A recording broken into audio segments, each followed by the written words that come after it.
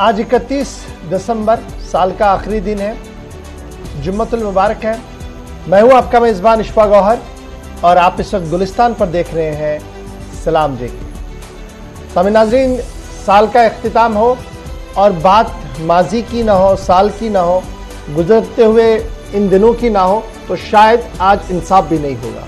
यानी आज बात पूरे साल की भी करेंगे, वाइंड अप करने की कोशिश करेंगे, साथ साथ कुछ अहम खबरें आपके सामने रखने की कोशिश करेंगे, क्योंकि पिछले 24 घंटों के दौरान मजीद झड़पें हुई हैं, कहां पर हुई हैं, क्या कुछ हुआ, उस पर गुफ्तगू करेंगे। सियासी बयानात से आपको रूबरू करवाएंगे और साल के आखिर पर एक ऐसी बात भी आपके सामने रखेंगे कि आपको इस बात का अंदाजा होगा कि जम्मू कश्मीर के अंदर किस तरीके से निज़ाम को चलाने की कोशिशें की जा रही है और नए साल आते आते क्या कोई तब्दीली की कोई उम्मीद है, इस पर भी गुफ्तगू करेंगे। 9:40 पर हस्बे वादा आप और हम बात करेंगे। प्रोग्राम के फॉर्मेट के हिसाब से कॉल्स ली जाएंगी, आपकी उम्मीदों के मुताबिक आपकी जो शिकायतें हैं उन्हें हुकूमत तक पहुंचाने की छोटी सी कोशिश ज़रूर की जाएगी। लेकिन प्रोग्राम के फॉर्मेट के हिसाब से बढ़ते हैं आगे और आपको पहले आज यानी 31 दिसंबर माजी में क्या कुछ हुआ है, तारीख के औराक को पलटेंगे आसिफ रशीद। बहुत बहुत शुक्रिया आप सभी का हमारे साथ ज्वाइन करने के लिए। सुबह खैर, प्रोग्राम सलाम जेके आप देखना शुरू कर चुके हैं। 10 बजे तक हमारा और आपका साथ रहने वाला है। आज के प्रोग्राम में भी मुख्तलिफ मौज़ूआत की तरफ हम बढ़ेंगे। जम्मू कश्मीर की खबरों से आगाज करेंगे और उसके बाद कौमी और बैनुल-अक़वामी खबरों पर हमारी नजर रहेगी। सलामती से लेकर आज जम्मू कश्मीर की सियासत तक भी बात करेंगे साल के इन आखिरी लम्हात में।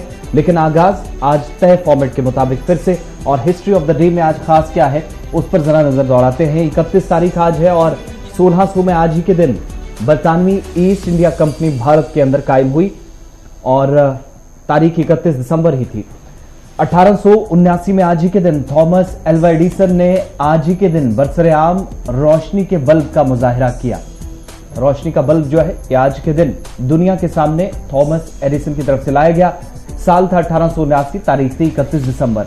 1904 में आज ही के दिन पहली बार नए साल का जश्न न्यूयॉर्क शहर में अमेरिका के अंदर मनाया गया। आज से 115 साल कबल पहली बार जश्न की पहली तस्वीर आई थी, जिसके लिए सरकारी सतह पर इजाजत के बाद यहां पर तैयारियां की गई थी। साल 1944 में आज ही के दिन दूसरी आलमगीर जंग में हंगरी ने जर्मनी के खिलाफ जंग का बाकायदा ऐलान कर दिया। और आज ही का दिन अच्छा इसलिए भी है, जहां पर हंगरी ने जर्मनी के खिलाफ 1944 में जंग का ऐलान किया था, तो 1946 में आज ही के दिन अमेरिकी सदर हैरी ट्रूमैन ने दूसरी आलमी जंग के इख्तिताम का ऐलान कर दिया था। एक मुल्क आज ही के दिन दूसरे मुल्क के खिलाफ मैदान जंग में उतरा था। दूसरी तरफ सेकेंड वर्ल्ड वॉर को अमेरिकी सदर ने 31 दिसंबर 1946 को खत्म करने का भी ऐलान किया था। साल था 1911 और तारीख थी 31 दिसंबर की। मैरी क्यूरी को आज ही के दिन केमिस्ट्री का दूसरा नोबेल इनाम दिया गया था। 1949 में 31 दिसंबर को दुनिया के 18 ममालिक ने इंडोनेशिया को बाकायदा तस्लीम किया और इस बात को भी अब 75 बरस मुकम्मल होने वाले हैं।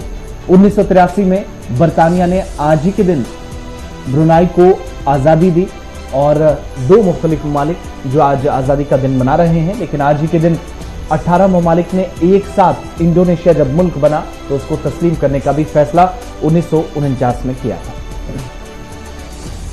हिस्ट्री ऑफ द डे में ये अहम पॉइंट्स थे, अहम निकात थे और साल के आखिरी दिन आपको बताना जरूरी था और माजी में क्या कुछ रहा और आपको पलटने की हमने थोड़ी कोशिश की। लेकिन अब प्रोग्राम का आगाज करेंगे और आज फिर जम्मू कश्मीर की सलामती सूरत हाल पर बात करेंगे। आगाज इशफाक गौहर करेंगे जम्मू कश्मीर में, जहां जनूबी कश्मीर के अंदर अब तक कार्रवाइयां थी और अब वस्ती कश्मीर से सबसे बड़ी खबर इस वक्त आ रही है। चलिए जी, बिल्कुल अब बड़ी खबर की ओर आते हैं, क्योंकि लगातार पिछले 36 घंटों के अगर आप देखेंगे तो एक के बाद एक बड़ी खबर एनकाउंटर्स की आ रही है। और कल रात देर गए ही सिक्योरिटी और एस्टैब्लिशमेंट की तरफ से ये इत्तला मिली थी कि पंथा चौक के आसपास के इलाके के अंदर बड़े पैमाने पर सिक्योरिटी कॉर्डन किया गया है, जिसके बाद एक बार फिर रात देर गए एनकाउंटर की खबर सामने आई है। और आज सुबह आईजीपी कश्मीर की तरफ से बयान जारी करते हुए इस एनकाउंटर की तस्दीक भी की गई और यह भी साफ कर दिया गया कि इस एनकाउंटर के अंदर 3 मिलिटेंट जो है वो अभी तक मारे गए हैं, 3 जवान जो है वो जख्मी हुए हैं। ताहम आखिरी इत्तला मिलने तक लगातार इस पूरे इलाके के अंदर ऑपरेशन जारी था। अगर आप देखेंगे तो रवा महीने के दौरान कमोबेश 30 के आसपास मिलिटेंट अभी तक मारे गए हैं और पिछले 5 दिन के दौरान 14 के करीब मिलिटेंट जो है वो मुख्तलिफ झड़पों के अंदर मारे गए हैं। और रवा साल की जब आप बात करेंगे तो 182 के करीब मिलिटेंट मारे गए, 40 से ज्यादा सिक्योरिटी के जवान जख्मी हुए हैं, 35 सिविलियन भी साल 2021 के दौरान मारे गए हैं। लेकिन अभी की सबसे बड़ी खबर जब हम बात करते हैं तो वो यही है कि लगातार इंटेलिजेंस इनपुट आने के बाद जो ऑपरेशन चलाए जा रहे हैं उनमें कहीं ना कहीं सिक्योरिटी और एस्टैब्लिशमेंट को कामयाबी मिलती हुई नजर आ रही है। और एक बार फिर बड़े ऑपरेशन में जो कल रात देर के शुरू किया गया था उसमें 3 मिलिटेंटों के मारे जाने की खबर है। इधर इसी ऑपरेशन के अंदर 3 जवान भी जख्मी हुए हैं, जिनमें राजेंद्र कुमार बेल्ट नंबर 961639 ये जनाब जख्मी हुए हैं। उसके साथ साथ वीरेंद्र प्रताप सिंह ये भी जख्मी हुए हैं, कांस्टेबल कुलदीप ये भी जख्मी हुए हैं पंथा चौक के अंदर। और यहां पर जब ये मामला सामने आया था जेवन के आसपास के इलाके के अंदर, तो यहां इस पूरे इलाके का अभी भी ऑपरेशन जो है वो लगातार चल रहा है और तीनों जो पुलिस के एहलकार हैं, जिनमें एक सीआरपीएफ का भी है, इन्हें शिफ्ट किया गया था अस्पताल, जहां पर इनकी हालत जो है वो बेहतर बताई जा रही है। फिलहाल इस पूरे इलाके के अंदर लगातार सर्च ऑपरेशन जो है वो चल रहा है। पंथा चौक का ये वसी इलाका है जहां पर इस वक्त ये ऑपरेशन रात देर गए शुरू किया गया था और अभी भी सिक्योरिटी की मौजूदगी इस इलाके के अंदर। सुबह देर गए की तस्वीरें हैं जी जो आपके सामने, सीधे हिलाल हांजुरी के पास चलेंगे। हिलाल, बहुत शुक्रिया जी ज्वाइन करने के लिए। 31 आज तारीख है और साल का आखिरी दिन है और जब एदाद शुमार को देखते हैं तो हमारे सामने फिगर्स आ चुकी हैं कि कितने मिलिटेंट मारे गए। लेकिन एनकाउंटर्स की जब हम बात करते हैं तो बैक टू बैक पिछले 2 दिनों के दौरान एनकाउंटर्स हो रहे हैं, टॉप मिलिटेंट कमांडर्स मारे गए। और आज की क्या कुछ ताजा तरीन खबर आपके पास? बिल्कुल गौहर, अगर आप देखेंगे तो पिछले 12 घंटों के दौरान ही लगभग 9 मिलिटेंट मारे जा चुके हैं, जिसमें साउथ कश्मीर के अंदर 6 और सेंट्रल कश्मीर के अंदर 3 है। और जब इनका वे देखा जाता है तो वो बिल्कुल टुवर्ड्स नॉर्थ कश्मीर ही है।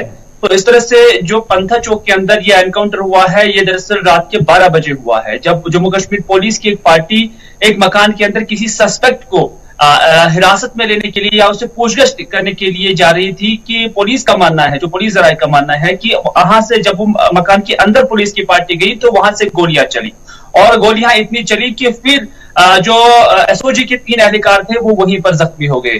तो इस तरह से यहाँ एनकाउंटर में ये झड़प दाखिल हो गई है और इस एनकाउंटर के दौरान 3 मिलिटेंटों को हलाक करने का पुलिस का दावा है और इन तीनों का ताल्लुक बताया जा रहा है कि वो जैश मोहम्मद तंजीम से है। हालांकि पुलिस ने फिर अलग सुबह जो एक ट्वीट की है और उस ट्वीट में उन्होंने एक मिलिटेंट की शनाख्त की है और उसका नाम सुहेल अहमद रास्तर के तौर पर की गई है। और सुहेल अहमद रास्तर को लेकर पुलिस की जानब से हाल ही में जो है प्रेस कॉन्फ्रेंस के दौरान भी बात की गई थी और पुलिस का मानना है कि सुहेल अहमद रास्तर जो जैश ए मोहम्मद मिलिटेंट तंजीम के साथ वाबस्ता है, यही वो मिलिटेंट है जिसने हाल ही में खनमो पर भी अटैक किया था। और इस तरह से खनमो में जो अटैक करने वाले मिलिटेंट्स थे उन सभी को न्यूट्रलाइज किया गया, उन सभी को जाम बहक किया गया है। तो इस तरह से इस ताजा झड़प में 3 मजीद मिलिटेंट जो है वो जाम बहक हुए हैं। हालांकि एक मुख्तसर सी झड़प यहां पर हुई और इसमें अभी भी इलाके में सर्च ऑपरेशन जो है दूर दूर तक जारी है।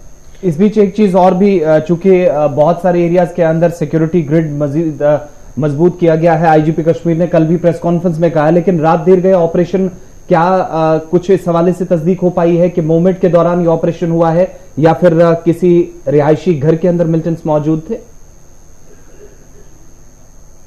देखिए आसिफ, जैसा कि मैंने पहले ही कहा कि जो हमें जराये के हवाले से खबर मिली है वो यही है कि जम्मू कश्मीर पुलिस की एक पार्टी किसी सस्पेक्ट को हिरासत में लेने के लिए या उससे उठाने के लिए या उससे पूछगछ करने के लिए वहां पर जा रही थी। कि जब वो मकान के सहन में पहुंच गए और उसके बाद दरवाजे को दस्तक की तो वहां से गोलियां चली है, जो हमें जराये के हवाले से खबर मिल रही है। हालांकि अभी तक सरकारी तौर पर इसकी तस्दीक मुकम्मल तौर पर नहीं हुई है और गालिबन इस हवाले से अभी प्रेस कॉन्फ्रेंस भी हो सकती है। लेकिन जो हमें मालूमात है उसके मुताबिक उस मकान के सहन में जाने के बाद जब वहां से गोलियां चली तो उसके बाद पुलिस के साथ साथ सीआरपीएफ वहां पर पहुंची और उनने उस पूरे मकान को कॉर्डन में ले लिया और कॉर्डन में लेने के बाद यहां पर झड़प शुरू हुई और इस झड़प में तीन जो मिलिटेंट मौजूद थे वो तीनों जान बहक करने का पुलिस ने फिर दावा किया है और उनके कब्जे से असला और हथियार भी बरामद करने का दावा किया गया है। बहुत बहुत शुक्रिया जी हमारे साथ ज्वाइन करने के लिए। बात जनाब एनकाउंटर की हो रही है, जहां रात देर के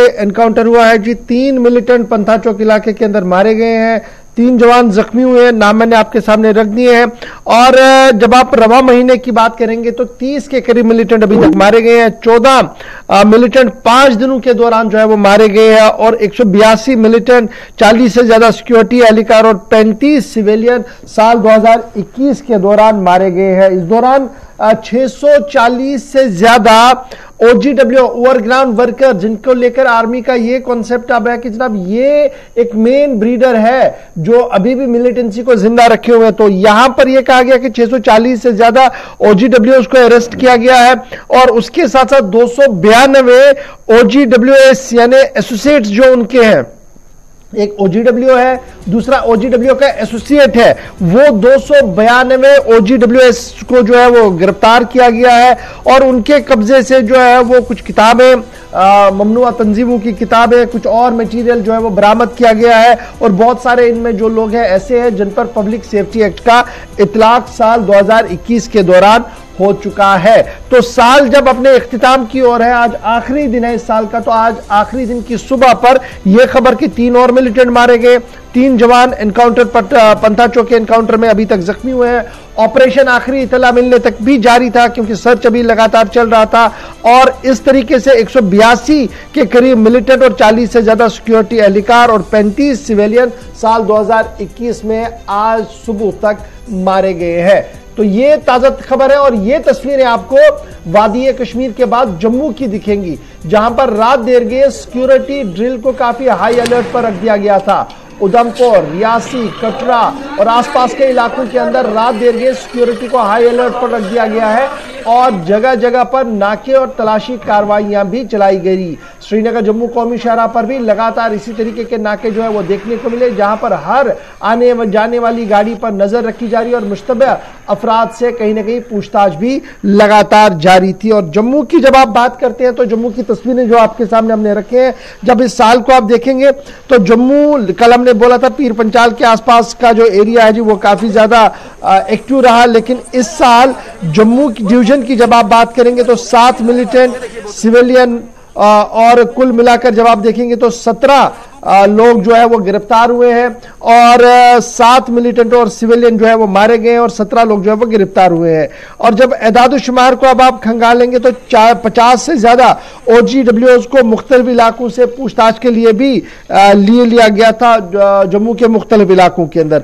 और जब और इसको आप देखेंगे तो कल हमने आपको पुंछ रजौरी का हाल तो बताया ही था, तो अब की बार भी पाकिस्तान के साथ लगने वाली सरहदों पर तनाव देखने को मिला। अगरचे गोलाबारी बहुत कम थी लेकिन सरहदी तनाव जो था वो इन इलाकों के अंदर देखने को मिला और कई मकामात पर हथियार भी बरामद हुआ है, चाहे ड्रोन के जरिए से वो गिराया गया हो या दीगर तरीके से गिराया गया, तो वो हथियार भी देखने को मिला है। इधर पहली मर्तबा इंटरनेशनल बॉर्डर पर BSF ने अपने नए अंदाज में जो है वो पेट्रोलिंग भी की है और ये सूरत हाल हम तब आपके सामने रख रहे हैं जब आज साल का इख्तितामी दिन है।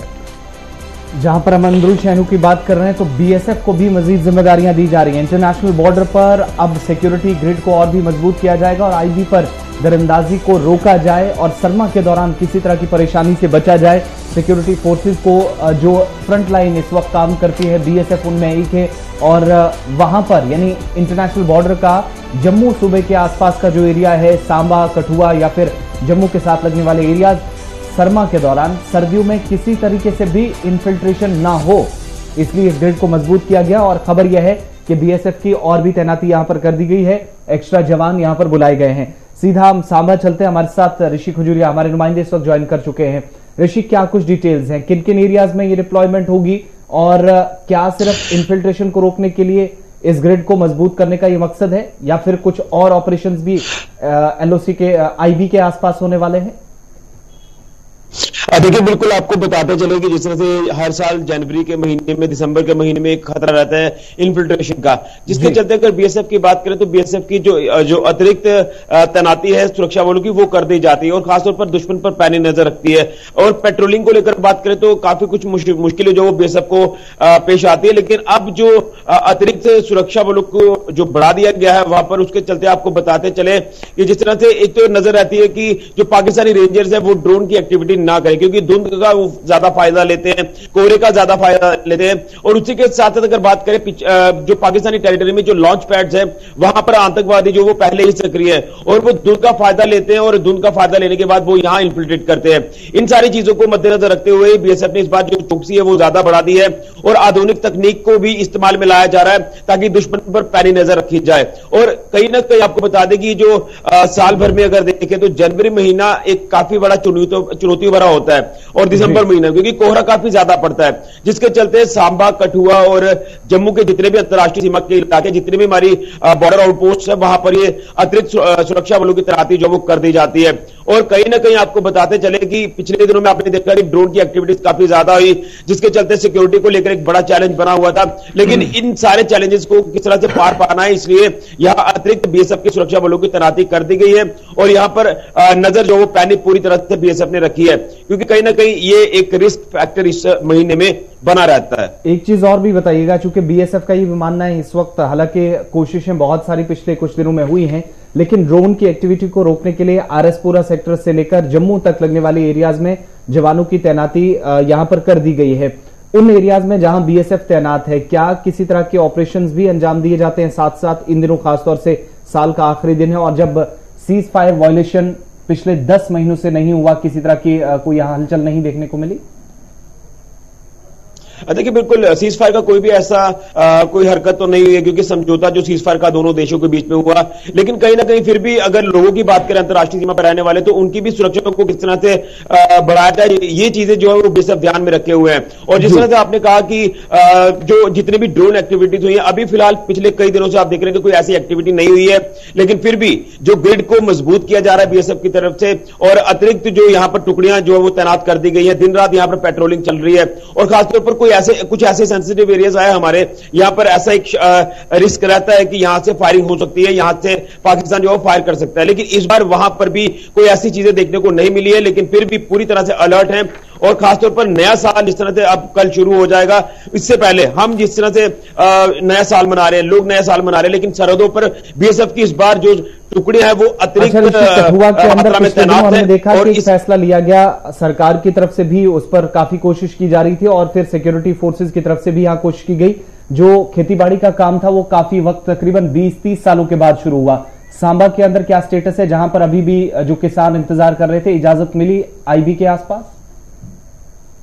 देखिए, बिल्कुल इसमें राहत की खबर ये सामने आ रही है कि जिस तरह से कठुआ जिला हो या फिर जम्मू का आरएसपुरा सेक्टर हो, यहां पर जो अंतर्राष्ट्रीय सीमा के इलाकों में खेतीबाड़ी शुरू कर दी गई है। तो यहां अगर जिला सांबा के किसानों की बात करें जो बॉर्डर पर रहते हैं, तो उन्होंने भी जिला प्रशासन सांबा से गुहार लगाई और उसके बाद प्रशासन ने एक फैसला लिया कि इनको अंतर्राष्ट्रीय सीमा के जितने भी इलाके हैं, यहां पर खेतीबाड़ी की जा रही है, जीरो लाइन के आगे जो जमीनें हैं उनका दौरा करवाया जाए। और फार्मर्स ने, जनता के नुमाइंदों ने वहां दौरा किया और एक प्लान किया जा रहा है प्रशासन की तरफ से और बीएसएफ की तरफ से कि एक टाइम शेड्यूल बनाया जाए, किस टाइम शेड्यूल के हिसाब से आपको खेती करने के लिए आगे जाना है और किस तरह की खेती करनी है। इसके ऊपर कुछ 1-2 दिन के अंदर अंदर एक फैसला जो वो आ जाएगा, एक प्लान किया जा रहा है। लेकिन बताया जा रहा है कि जिस तरह से गेहूं की खेती का समय तो निकल रहा है, इसमें यह कहा जा रहा है कि शायद एलोवेरा की खेती आप जो है वो जीरो लाइन के आगे जाकर कर सकते हैं, जिसको लेकर बीएसएफ पूरा इस समय प्लान कर रही है। प्रशासन भी वहां बैठा हुआ है। बहुत शुक्रिया करने के लिए और नए साल पर ये अच्छी खबर देने के लिए कि जनाब किसान जो है वो जीरो लाइन पर जाकर अब खेती करेंगे और इस सिलसिले में प्लान को एग्जीक्यूट किया जाए। जब साल अपने अख्तिताम की और जरा पॉलिटिकल डेवलपमेंट्स पर भी नजर डालें, क्योंकि साल 2021 की आमद के साथ और आज इख्तिताम पर बड़ी डेवलपमेंट जम्मू कश्मीर के अंदर हुई है और 5 अगस्त 2019 के फैसले के बाद यह अंदाजा लगाया जा रहा था कि शायद 2021 के अंदर तरक्याती मंसूबे और तरक्याती कामों को दमाम बख्शा जाएगा और तेजी के साथ आगे बढ़ेंगी। और उसके साथ साथ कोविड-19 एक बड़ा चैलेंज जम्मू कश्मीर के लिए भी था, जो बखूबी इंतजामिया और अवाम ने टैकल किया है।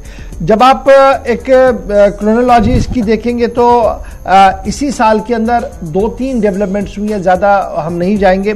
2-3 डेवलपमेंट जो हुई हैं उनमें एक ऑल पार्टीज मीटिंग थी, और ये ऑल पार्टीज मीटिंग कब हुई थी? जब साल 2019 में 5 अगस्त को रियासत का तकसीम हुआ, 2 हिस्सों में तब्दील हुई, खुसूसी इख्तियारात छीने गए। उसके बाद तमाम तर सियासी क़ियादत पाबंदी सलासल रही, नज़रबंद रही, और आहिस्ता आहिस्ता करके उनकी रिहाइयाँ हुई।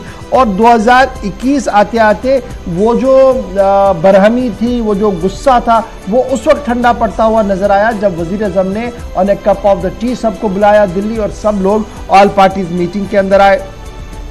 26 जून का ये दिन था, तो इसको एक बड़ी डेवलपमेंट मानी जाती है।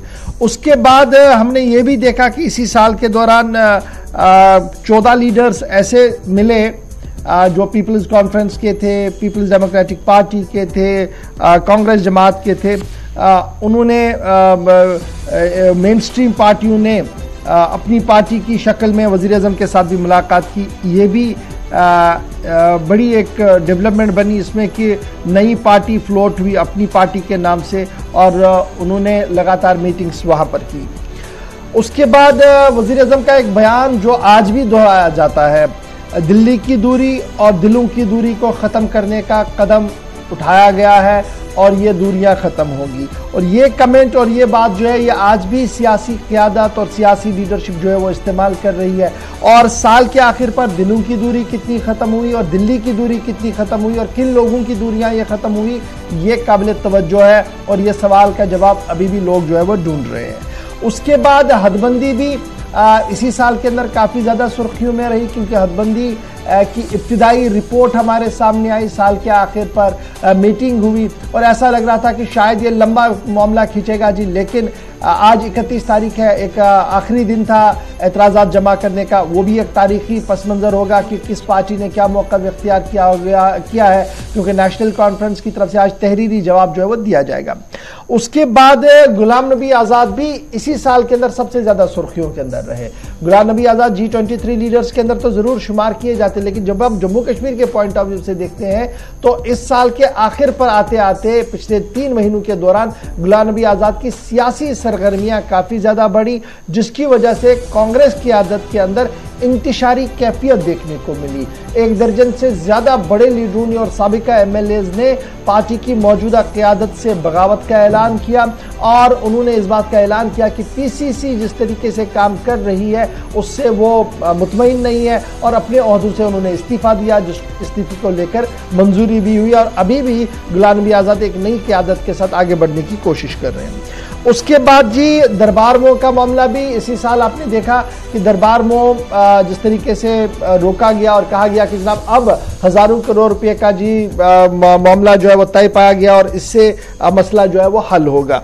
उसके बाद जब आप इसी साल को देखेंगे तो 2-3 और बड़ी एक्सरसाइजेस हुई है कि मुलाजमीन की बरतरफी का मामला भी हमने इसी तरीके में देखा, इसी साल में देखा। और इसी साल के एदाद-ओ-शुमार जब जारी किए गए बेरोजगारी के, तो जम्मू कश्मीर की शरह बेरोजगारी आपको सबसे ऊपर दिखी। सरेंडरिंग फिर रोजगार के हवाले से कि मकामी लोगों के रोजगार को सरेंडर किया गया, इस तरीके के भी इल्जाम बहुत ज्यादा लगे। और फिर रियल एस्टेट इनिशिएटिव गुज़श्ता दिनों हुआ, जिसको लेकर सियासत अभी भी चल रही है, डेमोग्राफिक चेंज और दीगर चीजों की बातें हो रही है।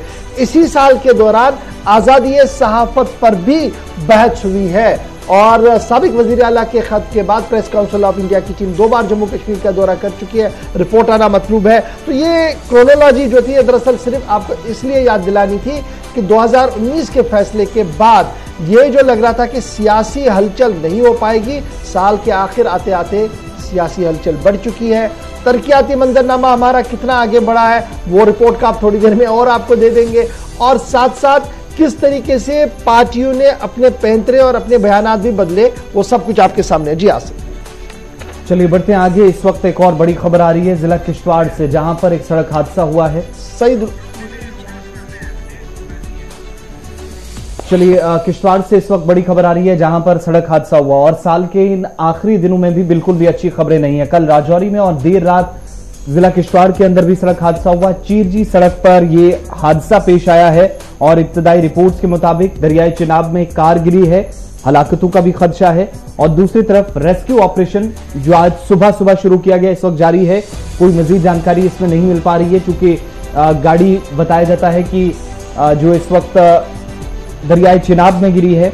और तफसीलात जो मिल रही हैं जिला किश्तवाड़ से, यह हादसा रात के वक्त में पेश आया है। चीरजी रोड पर यह सड़क हादसा पेश आया है, जिसमें बताया जाता है कि कुछ हलाकतें भी हुई होगी, इस तरह की इतलात मौसूल हुई। अजय शाह हमारे साथ फोन लाइन पे हमारे नुमाइंदे। अजय, क्या कुछ तफसीलात हैं? देखिए आसिफ, ये किश्तवाड़ के डूल इलाके से एक रास्ता चीरजी की तरफ जाता है, जहां पर पक्कल टोल परियोजना बन रही है। तो चीरजी पुल से कुछ दूरी पर जाके सुबह लोगों ने एक वैगनर गाड़ी है वो जो चिनाब में देखी है। जैसे आप विजुअल भी दे सकते हैं कि आधी गाड़ी है चिनाब में और आधी पानी में है और आधी बाहर है। लेकिन अभी तक ये कंफर्म नहीं हो पाया है कि इसमें कितने लोग थे। जो प्रिलिमिनरी रिपोर्ट्स आई हैं उसके मुताबिक एक मुकामी नौजवान है जो अपनी गाड़ी से घर वापस जा रहा था और हादसे का शिकार हुआ है। उसके साथ कितने लोग थे ये पता नहीं चल पाया, लेकिन अभी सुबह होते ही पुलिस और मुकामी लोग वहां पर पहुंचे, रेस्क्यू ऑपरेशन शुरू कर दिया है। लेकिन जिस तरह से गाड़ी की हालत है तो ना कोई बाहर गिरा हुआ है, चाहे जख्मी हालत में है या कुछ, तो बाहर कोई नहीं गिरा है। जो भी लोग हैं, चाहे वो अकेले हैं या उसके साथ कुछ और लोग थे, वो सब दरिया में है, ऐसी आशंका जताई जा रही है। लेकिन फिलहाल कुछ भी कंफर्म नहीं किया जा रहा है। फैमिली मेंबर्स की तरफ से कुछ कंफर्म किया गया कितने लोग टोटल थे, या सिर्फ गाड़ी चलाने वाला एक ही नौजवान इसमें था? देखिए, बताया जा रहा है कि पहले तो ये अफवाह चली थी कि सुबह हादसा हुआ, लेकिन अभी जो खबर आ रही है कि 11 और 11:30 के बीच में ये रात को हादसा हुआ है जी। और शायद एक ही आदमी इसमें हो। लेकिन फिलहाल अभी तक क्योंकि ये जो उस गाड़ी ओनर के घर वालों का कहना है कि वो अपने काम से वापस आ रहा था, लेकिन उसके साथ कौन था ये अभी चीजें क्लियर नहीं हुई हैं, जिसमें अभी समय लगेगा। लेकिन फिलहाल यही अपडेट है कि जो गाड़ी का हादसे का शिकार हुई है उसके बाद वो चिनाब नदी में गई है। हालांकि अभी जो प्रोजेक्ट में जो एजेंसीज हैं उनकी तरफ से भी गाड़ी को बाहर निकालने का प्रयास किया जा रहा है, जिसमें समय लगेगा। लेकिन फिलहाल यही खबर सामने आ रही है कि गाड़ी और उसका चालक जो है चिनाब नदी में चली गई। बहुत शुक्रिया जी हमारे साथ अजय शाह ज्वाइन करने के लिए। बढ़ते हैं जी आगे। बात जरा जब साल के आखिर की हम कर रहे हैं तो आपको यह भी बताते चले कि इसी साल के दौरान एक खुसूसी दस्ते का कयाम भी अमल में लाया गया और यह कहा गया कि special investigative agency SIA investigation agency special investigation agency बनेगी। और उसी स्पेशल इन्वेस्टिगेशन एजेंसी ने साल के आखिर पर अपनी कार्रवाई भी की है। और साल के आखिर पर जो कार्रवाई की गई है वो MBBS सीटों यानी डॉक्टरेट की सीटों को बेचने का मामला, जो पिछले कई सालों से लगातार जम्मू कश्मीर की सियासत की जीनत बना हुआ था, उसमें अपना पहला चार्जशीट दाखिल कर दिया है। SIA ने अपना पहला चार्जशीट 9 लोगों के खिलाफ दायर कर दिया है। और साल के आखिर पर यह चार्जशीट आने के साथ ही SIA ने यह साफ कर दिया है कि आने वाले दिनों में मजीद तहकीकात और मजीद लोगों की गिरफ्तारियां भी हो सकती है। स्पेशल इन्वेस्टिगेशन एजेंसी ने जो पहला चार्जशीट दाखिल किया है, जो MBBS सीटें बेचने का मामला था, पाकिस्तान की हुकूमत की तरफ से अलहदगी पसंद खीमे को नॉमिनेशन पर सीटें दी जाती थी। और यहां पर खबर यह है कि अलहदगी पसंद खीमा, चाहे हुर्रियत गाफ था, सईद अली गिलानी वाला ग्रुप या मीरवाइज वाला ग्रुप, दोनों को ये सीटें मिलती थी और दोनों ने एक कसीर रकम के तहत इन सीटों को हमेशा बेचा है।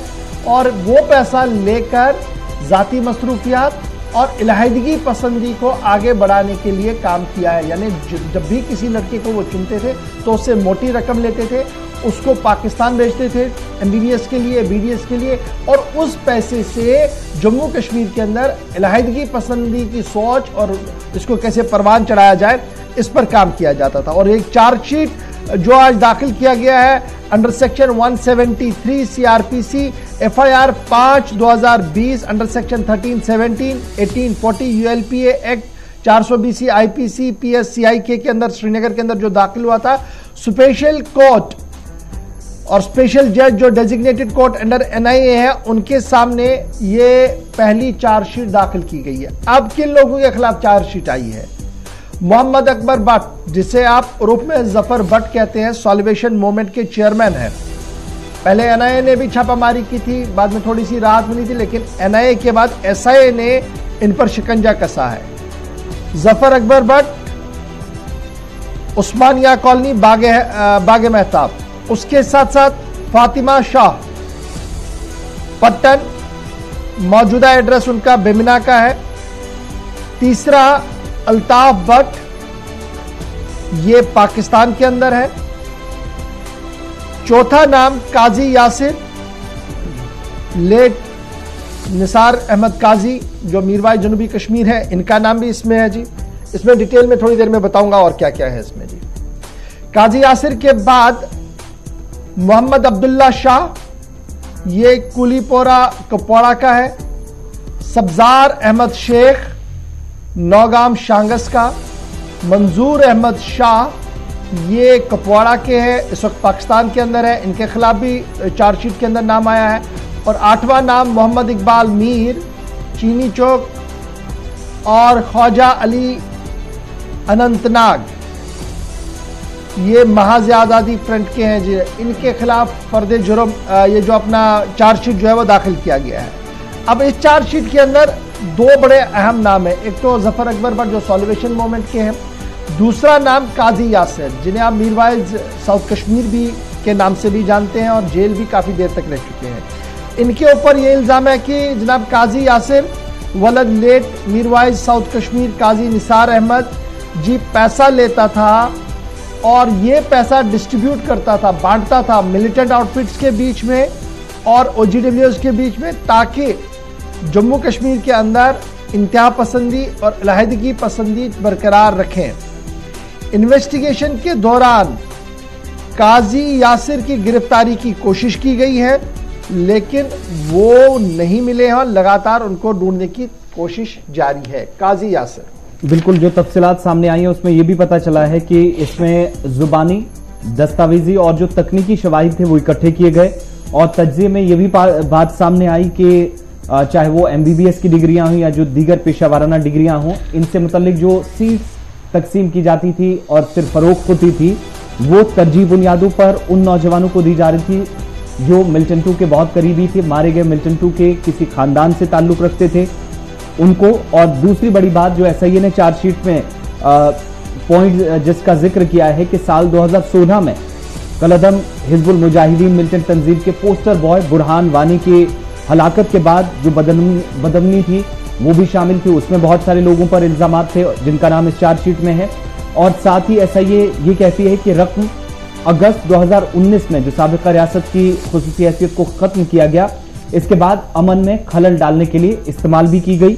और खुफिया इदारों का यह मानना है कि, बल्कि दावा भी है कि उनके पास इसके बड़े ठोस शवाहिद मौजूद है, जिसके बिना पर ये बड़ी बात है जी। ये पहला मौका नहीं है जब इस तरीके से पाकिस्तान के अंदर MBBS C2 का मामला सामने आया, इससे पहले भी ये मामला सामने आया। और मुझे याद है कि मरहूम सईद अली गिलानी का एक खत भी हमारे सामने है जो मीडिया के सामने आया उसके बाद, कि किस तरीके से उन्होंने बरहमी का इजहार किया कि किस तरीके से ये जी बंदरबाट हो रहा था और उनने खुद को इससे अलग करने की कोशिश की थी। बहरहाल माजी की बातें हैं, लेकिन अब इन्वेस्टिगेशन शुरू हो गया है और बहुत सारे लोगों के नाम हमने अपने सामने रख दिए हैं जो पहले चार्जशीट के अंदर दाखिल हो चुके हैं। तो बढ़ते हैं जी आगे, उसके बाद जरा ब्रेक पर जाना है और बड़ी अच्छी खबर आपको बताते हैं। साल के आखिर पर Sher Kashmir institute of agriculture science and technology SKUAST के लिए एक और तमगा इम्तियाज मिल चुका है। बिल्कुल, अटल इनोवेशन रैंकिंग का ऐलान हुआ है और इसके तहत कारकर्दगी मुख्तलिफ जुमरों में जिसको मापा गया है, दर्जाबंदी उसके बाद दी गई है। और स्कॉस्ट कश्मीर के लिए अच्छी खबर कि तमाम जो स्टेट्स की एग्रीकल्चरल यूनिवर्सिटीज हैं, जरी यूनिवर्सिटियों में 6ठा नंबर इस बार स्कॉस्ट कश्मीर को गया है। और अच्छी बात यह है कि इस बार चाहे वो बैंड एक्सीलेंट हो, बैंड परफॉर्मर हो, बैंड प्रॉमिसिंग हो और बैंड बिगिनर हो, आउटस्टैंडिंग परफॉर्मेंस की बिना पर कश्मीर के अंदर स्कॉस्ट यूनिवर्सिटी को जिसको ये अवार्ड दिया गया है। और मरकजी वजारत तालीम की तरफ से बैंड एक्सीलेंट कैटेगरी में स्कॉस्ट का नंबर 6ठा रखा गया, यानी 6th रैंकिंग इसमें, जिसे अटल इनोवेशन रैंकिंग कही जाती है। इनोवेटिव जितने भी प्रोडक्ट्स हैं कश्मीर यूनिवर्सिटी, स्कॉस्ट यूनिवर्सिटी के अंदर बनाए जाते हैं, उस पर भी पॉइंट्स जो डिस्कस हुए हैं और जूरी ने जो फैसला लिया है दूसरी बात कि जो तलबा की तरफ से इनोवेटिव आइडियाज क्रिएशन जो रही है यूनिवर्सिटी की 1 साल की, उसमें जब सभी रियासतों की जो जरी यूनिवर्सिटीज हैं उनका नंबर सामने आया तो पता ये चला कि स्कॉस कश्मीर भी उन यूनिवर्सिटीज में हिंदुस्तान के अंदर आज के वक्त में उस फहरिस्त में है जहां पर इनोवेटिव आइडियाज पर सबसे ज्यादा काम किया गया है। अच्छा जी, ये बड़ी दिलचस्प बात है जी। तकरीबन 60 से ज्यादा एग्रीकल्चर यूनिवर्सिटियां मुल्क के अंदर है और काफी नामी गिरामी यूनिवर्सिटियां, बड़ी बड़ी यूनिवर्सिटियां हैं, लेकिन उनमें शेर Kashmir institute of agriculture science and technology ने अपना दबदबा जो है वो टॉप 5 में बनवाया है। और ये टॉप 6 की जो फहरिस्त सामने आई है, उन टॉप 10 की फहरिस्त सामने आई है, उनमें छठे पायदान पर जो है वो एग्रीकल्चर साइंस एंड टेक्नोलॉजी है। और इस तरीके से मुल्क की जो ग्रेडिंग हुई है, जिस तरीके से ये 60 से ज्यादा यूनिवर्सिटी को लिया गया था, मुख्तलिफ जावियों पर मापा गया था, उसमें हर तरह से यूनिवर्सिटी ने अपनी बेहतर कारकर्दगी दिखाई है। छोटे से ब्रेक के लिए रुकते हैं जी। ब्रेक के उस पार आएंगे तो बजट का हाल अहवाल भी आपको बताएंगे और आपको यह भी बताएंगे कि बजटिंग तो अपनी जगह, लेकिन माजी में लिए गए फैसलों को मौजूदा इंतजामिया कैसे अमला रही है और क्यों आवाम परेशान है, बताएंगे आपको तफसील के साथ छोटे से ब्रेक के बाद।